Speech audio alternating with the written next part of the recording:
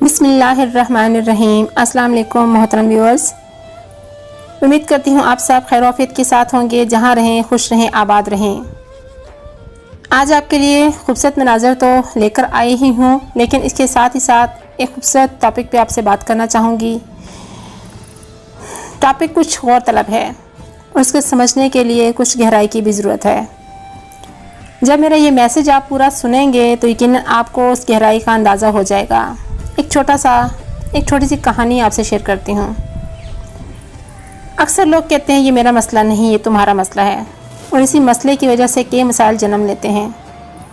کہتے ہیں ایک چوہا کسی کسان کے گھر بل بنا کے رہتا تھا۔ ایک دن اس نے دیکھا کہ کسان اور اس کی بیوی تھیلے سے کچھ نکال رہے ہیں۔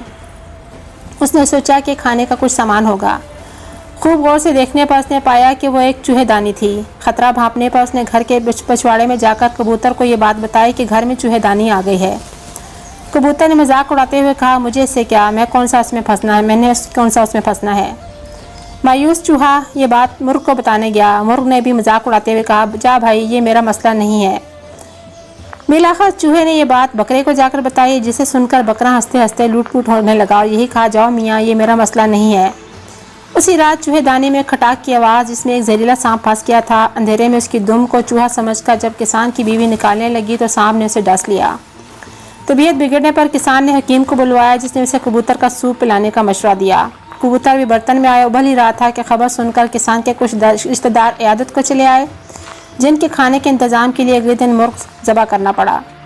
کچھ دنوں بعد کسان کی بیوی مر گئی، جس کی جنازے اور تعزیت میں آنے والوں کی ضیافتوں کے لیے بکرا کاٹنے کے علاوہ کوئی چارہ نہ تھا، جبکہ چوہا تو کب کا دور جا چکا تھا، بہت دور۔ لہٰذا اگلی بار کوئی اگر آپ کو اپنا مسئلہ بتائے اور آپ کو لگے کہ یہ مسئلہ میرا نہیں ہے تو انتظار کیجئے اور سوچئے کہ کہیں ہم سب خطرے میں تو نہیں ہیں، کیونکہ اگر سماج کا ایک حصہ، ایک طبقہ یا ایک شہری اگر خطرے میں ہے تو یقیناً پورے ملک خطرے میں ہے۔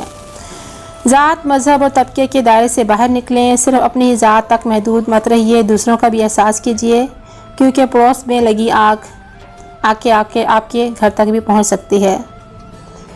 میسج دینے کا مطلب صرف اور صرف یہی تھا کہ اپنے آس پاس کے لوگوں کے مسائل سے باخبر رہنے کی کوشش کریں۔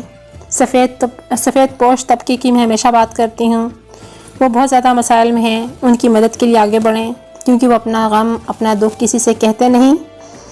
امید کرتی ہوں میرا یہ خوبصورت چھوٹا سا میسج آپ کو پسند آیا ہوگا اور آپ اس پہ عمل کرنے کی کوشش کریں گے۔ ویڈیو اچھی لگے تو ویڈیو لائک اور کمنٹ ضرور کیجیے گا اور چینل بھی ضرور سبسکرائب کیجیے گا۔ بہت شکریہ۔ اللہ حافظ۔